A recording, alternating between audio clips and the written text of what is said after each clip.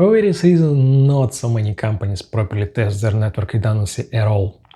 Even less measure OSPF convergence time during their tests, relying on common best practices like reducing hello and dead timers, including using fast hello, use BFD for faster fault detection, dividing network into OSPF areas of specific kinds like STEP, not so STEBby, summarization between areas, and incremental OSPF updates. And on some unfortunate Friday evening, some fault would happen, and by the moment your network restores, monitoring system will be screaming, people will be panicking, and CTO will be on the phone with you asking for a report. But why so slow? Hi, I'm Alex and this is Next Gen LAN channel. Let's make it work. OSPF protocol to converge should go through these stages. First of all, change detection using BFD or interface status check. After it, change propagation. Routers send LSA to report about a change to all the network. After it, every router in the network should run Dijkstra algorithm to recalculate passes to remote IP subnets. And the final step, those routers should update their routing tables and RIP and FIB tables too. And here we have the first not so obvious issue. If there is a lot of changes in the network, like some interface flapping, constant instability, recalculation will consume a lot of router CPU resources, and it could even affect overall network operations. So back in the date, an SPF-throttling feature has been introduced, which will delay the start of recalculations, and the more changes made recently, the bigger the delay. And even in these days, with relatively fast CPU, that delay is still in place. Depending on the platform, it could be somewhere from 200 milliseconds like Cisco Nexus, all the way up to 5 seconds with Cisco switches, ISR routers, Fortinet firewalls, and so on. Which means network built using Cisco switches with OSPF protocol, SPF-throttling not tuned, simply cannot converge faster than 5 seconds with all your BFDs and stuff. Luckily, tuning is quite simple. Inside the OSPF configuration, just put new values for timers of throttle. Usually it's made of 3 different timers. The first one, the actual delay before starting calculations at all. The second one, delay of next recalculation after you have just finished the previous one. And by the way, it doubles every time you run. The third one, the maximum delay between calculations, so doubling timers every time you run P will not go through the roof. For all the tests today, I will use real equipment. I will use Cisco 3750 switches and 2821 router. As a remote host that I will ping, I will use just a simple Raspberry Pi. Quite simple OSPF configuration. Redistribute connected, everything in the same area. No BFD needed, as I will just physically unplug the cable.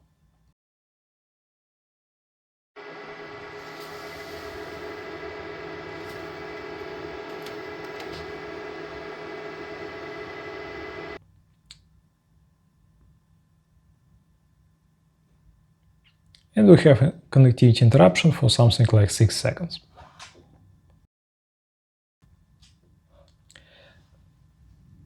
Now let's check with SFP-throttled adjusted. Exactly the same configuration, nothing changed, only SFP-throttled. Just 2 seconds, just 2 pings dropped. So we already got convergence time like 3 times faster.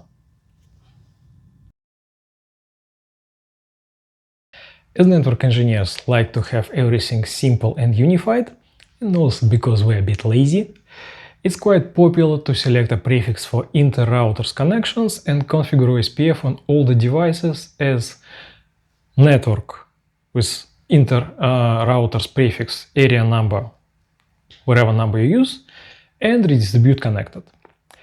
At the same time, it ensures that only inter-router interfaces are participating in OSPF at all, and that all the local devices subnets will be advertised into OSPF and you don't have to remember and update the list every time.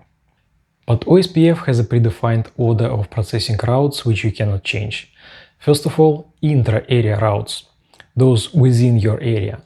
After it, inter-area, which is between areas. The third one is external routes type 1 and the last one external routes type 2. Unfortunately, by default, redistribute connected advertises your local subnets as E2 routes, making them the last to be processed during OSPF convergence. In case of a massive number of prefixes, even prefixes from other areas become available earlier than prefixes internal for this particular area redistributed by redistribute connected. So, faster convergence requires a little bit of discipline. First of all, set passive interface default, so only those interfaces you need will participate in OSPF. After it, properly configure network statements covering all your local subnets. And the last one, disable passive interfaces only on interfaces you need OSPF to seek adjacencies. With modern network equipment, the difference between internal and redistributed prefixes convergence time will not be so dramatic until you have a not-so-stubby area on Cisco switches and routers. I'm not 100% sure why exactly, but convergence time for prefixes redistributed into not-so-stubby area is going absolutely through the roof. I'm getting something from 7 to 15 seconds, depends on network size and the number of prefixes. And the very same setup with prefixes added into OSPF using network statements instead of redistribute connected decreases convergence time to just 1 to 2 seconds. And the same happens if you change type of network, type of area from not so stubby to just a normal one. Let's configure area 1 as not so stubby and let's add all local interfaces as redistribute connected. Let's unplug the cable and we have interruption. Let's see how long it will go.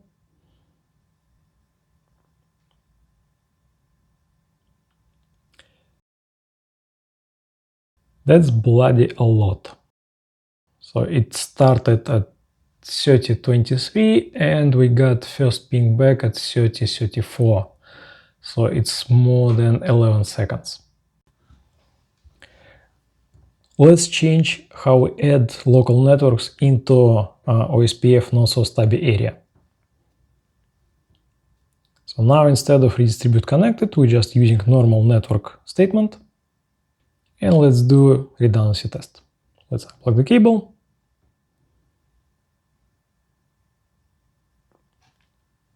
Just a couple of ping drops.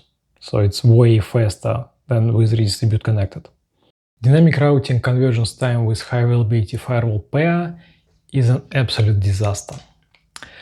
Let's assume you have a pretty standard setup with a couple of firewalls connected to a couple of core switches. Interfaces connected to firewalls are trunks with dedicated VLAN for routing between firewalls and cores. You have OSPF with adjusted SFP-throttling timers, BFD enabled. Everything works fine. You shut one firewall node, expecting everything to be almost instant, and got communication lost for something like 10 seconds. Worst case scenario. We have SFP-throttling configured. We have BFD on all interfaces enabled. Everything added using network statements. Now let's shut one of the firewalls. And yes, BFD kicks in. It kills OSPF adjacency, and we got interruption for something about 6 seconds. What the hell happened? Well, the problem is now you're simply too fast. BFD detects a fault in less than 1 second and drops OSPF agency. Now you have to wait for it to be restored, but as there is no interface up event on the other side firewall, in some cases you will have to wait for the whole OSPF hello timer timeout, as hello packets are not only used to detect if neighbor is down, but also used to establish OSPF agency if it just have to be created from scratch. And default hello timer is 10 seconds. Just set OSPF hello timer to 1 second and we got convergence time much faster. Not super fast, but much better than before. Now we got our firewall node back. So let's see how much time we will have to wait for network to converge. I will not make you wait all the time, I just can say that it will take almost a minute. Now you turn on the firewall node that was shut, wait for it to boot, and you lose your network connectivity for something about a minute. Okay, now it's not a joke anymore and we have to do something to have it fixed. The main problem: high availability failovers back too fast, way before necessary network convergence happened around the firewall. So this is what we have to do to make it more or less appropriate. First, and it's an optional step, set switches interfaces as spanning tree port fast trunk to avoid switches going through all the blocking, listening, learning, forwarding, spanning tree sequence. Second, and it's absolutely must configuration, set high availability restoration delay to something at least 30 seconds to give enough time for a firewall node to start OSPF processes and every switches around to be ready to process traffic. Third optional one, but it's only way I know to push it to the limit. You have to configure high availability protocol like VRRP between cores in the routing VLAN and configure fallback static routes between core switches and firewalls with the administrative distance higher than your routing protocol in case of OSPF higher than 110. So when you will have OSPF down, static routes will provide connectivity. Having static routes kind of kills the whole idea of having dynamic routing with firewalls, but from my experience it is the only way to have a really fast convergence with high availability pair of firewalls.